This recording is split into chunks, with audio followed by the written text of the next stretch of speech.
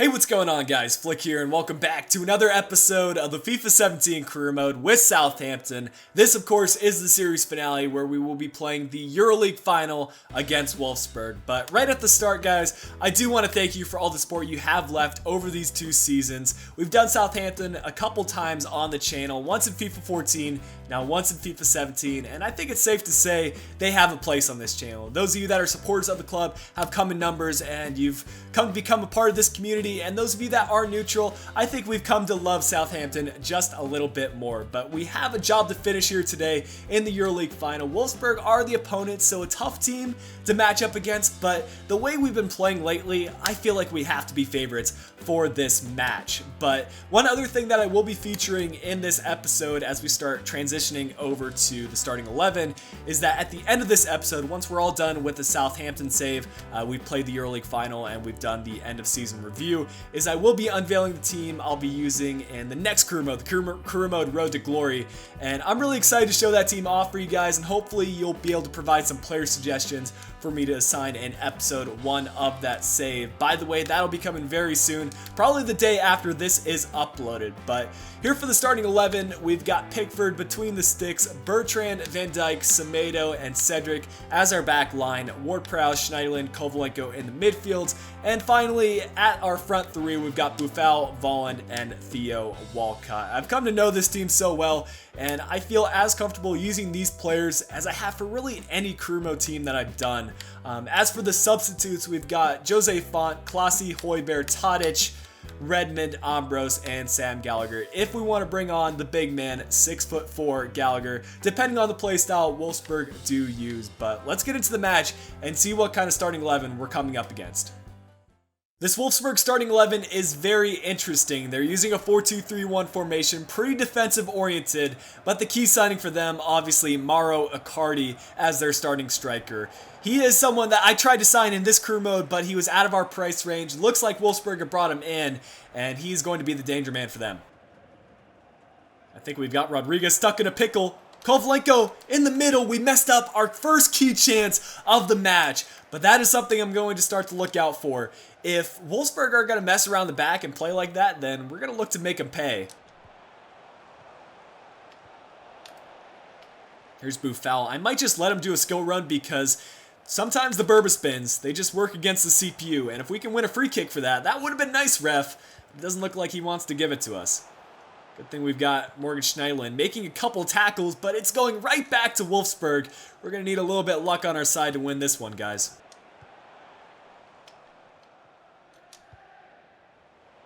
Okay, this might be a chance. If Buffal can get there. He's beaten the defender, and he needs to find Volland somehow in the middle. Referee got fouled, but it's Theo Walcott who's on the back post, and he hasn't scored many, but what a time for him to do so. We'll run to the corner flag, and boys, I was asking for a penalty because one of the defenders took out Kevin Volland as he was making the run in, but Walcott was just pouching for the ball there at the back post. We'll take the goal, and we've got the lead. If we can get a second goal, courtesy of Kevin Volland, this could be beautiful. We need to find the pass in the midfield. What a back heel! And it should be 2. Kovalenko gets a second. What a pass by Kevin Volland. And he completely fooled the defenders. We're back in our winning form, boys, because we're coming off that loss in the Premier League final. That was kind of a damper on our mood. But when we play like that, you can't ask for much more.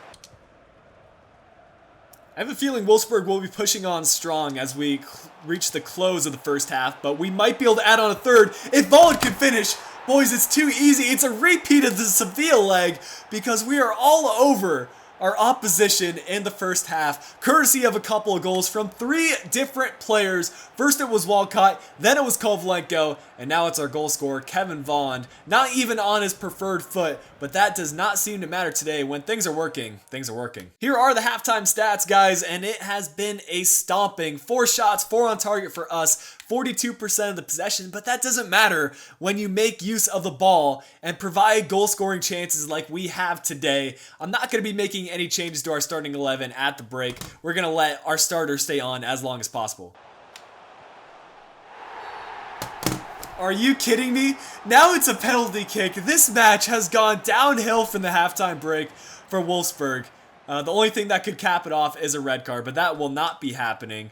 In the last episode, though, we did have a penalty miss, courtesy of Theo Walcott. So I think I'm going to let Volin take this one and see if he can put it off to the right and tuck this one away right at the keeper. The penalty luck just continues.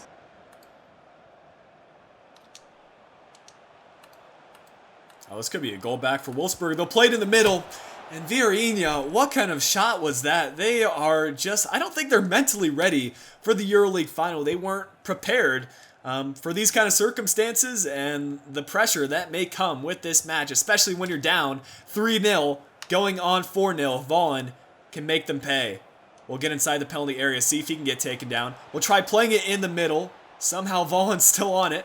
He's got an open player. This needs to be a first-time shot. And we took too many dribbles. A few changes for us as we look to close out this match. Dusan Tadic, he's fully recovered from his injury, and we'll be bringing him in for Kovalenko, who was one of the key goal scorers today. And I applaud his efforts and the kind of impact he's been able to make this season for us. The second substitution I'd like to make is Nathan Redmond coming on for Theo Walcott.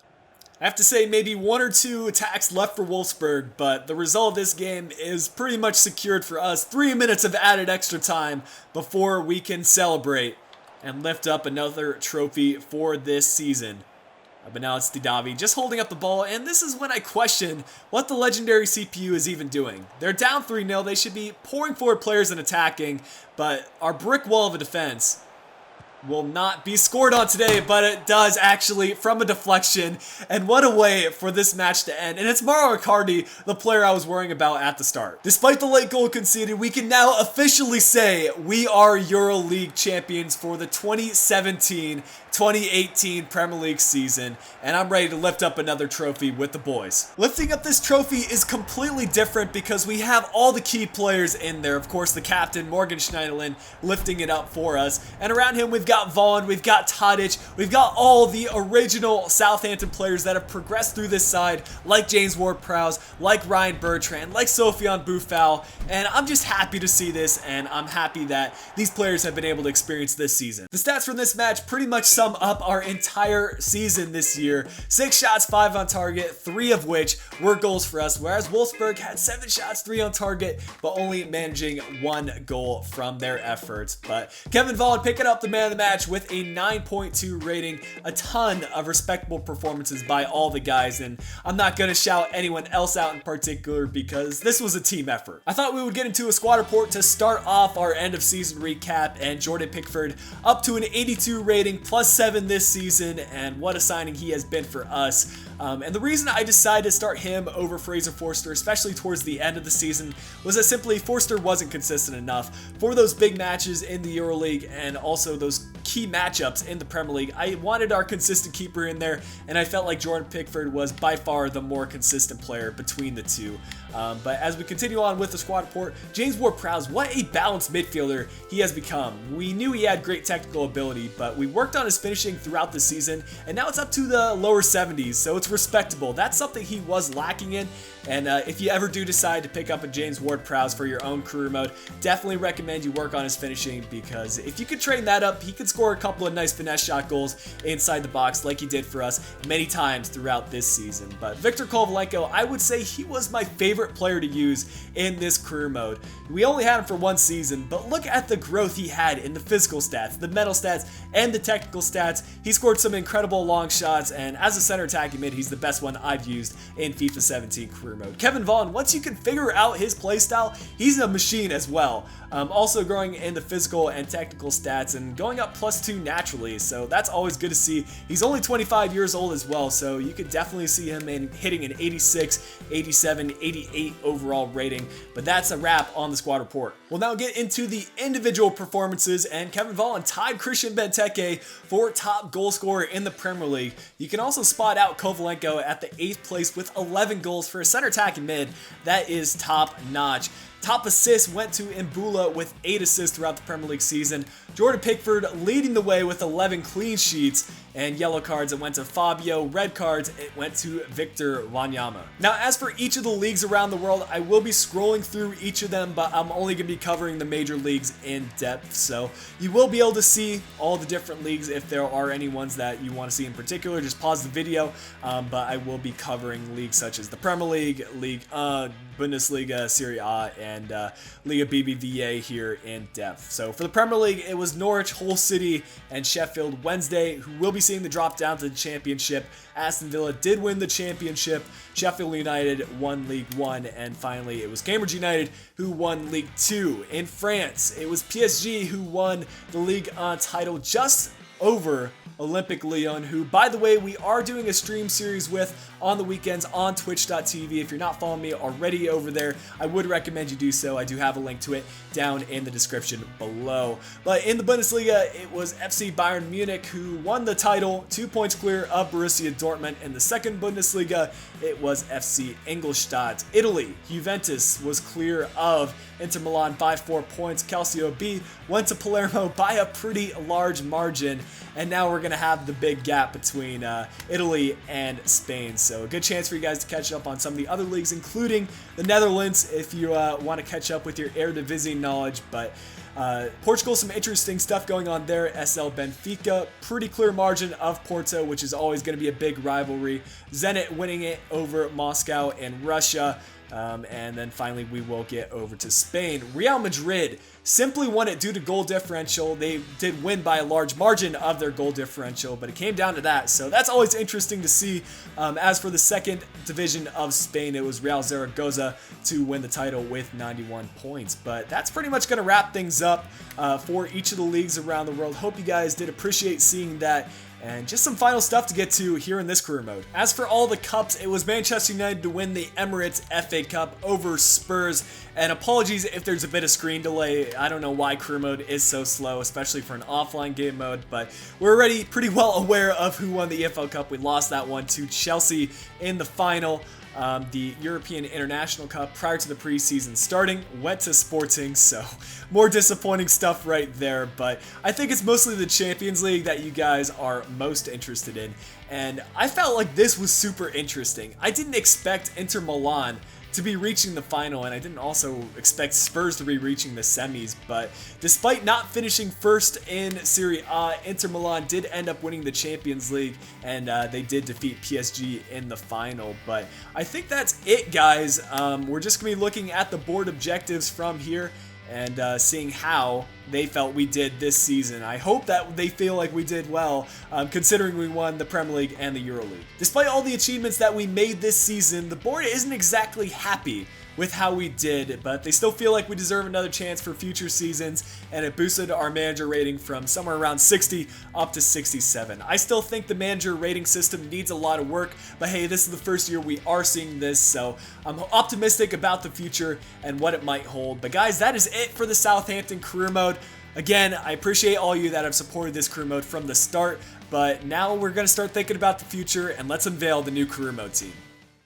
After hyping it up for a couple of episodes, I'm happy to announce the team I will be managing for the FIFA 17 Career Mode Road to Glory will be none other than Stuttgart. And this is a team you guys have been suggesting in the comments section, and I was thrilled to see that because I wanted to take over a Bundesliga or second Bundesliga side. If you're not familiar with Stuttgart's history, they're a pretty respected team in German football. They won a German title as recently as 2007, but since then they've kind of slipped up, and now they find themselves in the second Bundesliga. So we're looking to take them back up to the top and back up into the heights of Europe. But the purpose of this little showcase is to give you an idea of the players we do have in our starting 11, what kind of formation I do plan on using, and then hopefully you guys will be able to provide me with some player suggestions that I can look to sign in episode 1 of the career mode saves. So I'll try to be pretty quick about each of the players because we still have a lot of time to look over them when the actual career mode starts. But let's get right into it.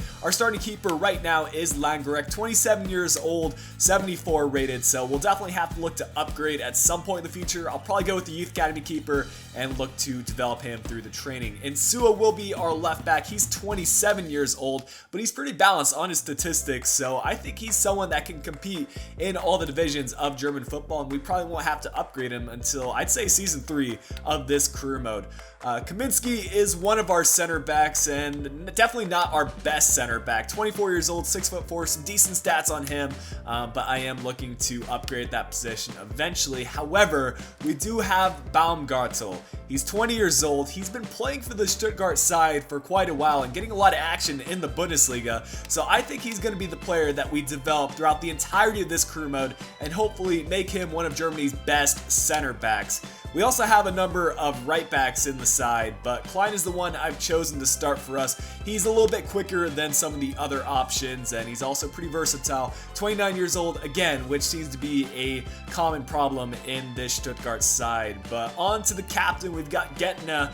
He is a box-to-box center mid with the high work rates, and unfortunately he will start declining in this career mode pretty rapidly, but we need to maintain that aspect of the career mode, the aspect of realism, so I definitely intend on keeping him as the captain and giving him regular play time. Zimmerman is his center defensive mid partner in crime, and you know, we have a lot of options at this position as well, but this one is a little bit more defensive with the high defensive work rates, so I felt like Zimmerman was the right option here at the left center defensive mid. On to our attack, we've got Asano at our left mid position. 21 years old, pretty good stats on him. And I think he's someone that I'm looking to keep in the side because we can also play him as a center forward or striker if need be. Maxime, the 5-star skiller, is another option for us at center attack and mid. He's only 25 years old. And at right mid, we have a player on loan. It's Mane from Portugal, and Sporting, I believe, is his parent club. So we won't be able to keep him for the entirety of this career mode unless we do bring him in on a permanent basis. And for our striker, we've got Terodde. And he's kind of a target man striker. He's 6'4", and I feel like that's something that's pretty effective in FIFA 17. So we might not look to upgrade immediately, but if we can get a better striker in eventually, that would be much appreciated. Now, as for our substitutes, I'm not going to go in depth here, but just kind of showcase all the players we do have available. I think one thing that we do need to start working on is developing our younger talents, like Julian Green, which I was so excited that he moved from Bayern Munich to Stuttgart just in time for this career mode, and hopefully we can bring in some more Americans into the side eventually, because as I'm sure many of you do know, there's a ton of Americans playing in the Bundesliga, but I'm not going to go out and sign Christian Pulisic there in the first season. That's just not realistic. Maybe later down the line, but definitely not in the first season. Just to wrap up the showcase, I want to scroll through the prices for each of the players so you can have an idea of which players we should look to sell. And if we do have any Stuttgart fans in the comment section, I'll definitely be relying on you guys to give me a feel for what players we should look to keep, which ones we should look to sell, because I definitely do appreciate the opinion of those of you that are knowledgeable about the Bundesliga. I tend to watch the Bundesliga more than any other league, maybe right up there with the Premier League. So hopefully I'll be able to keep the transfers realistic, but also have some fun with this career mode as well. That's the point of career mode, and that's my ultimate aim for you guys. But I think that's pretty much going to wrap things up for the squad showcase. We're going to get into this career mode pretty rapidly and just look to make some great things happen in this career mode. It's going to be a longer term one, 3 to 4 seasons, and I cannot wait to get started. But that'll wrap things up, guys. Hope you did enjoy the series finale of Southampton, and I hope you are excited about the future on this channel. Of course, if you are new around here, don't forget to hit the subscribe button down below, and if you're interested, you can follow me on my social links. Links to those are provided in the description below. But until next time, this has been Flick. I'll be talking to you guys again soon.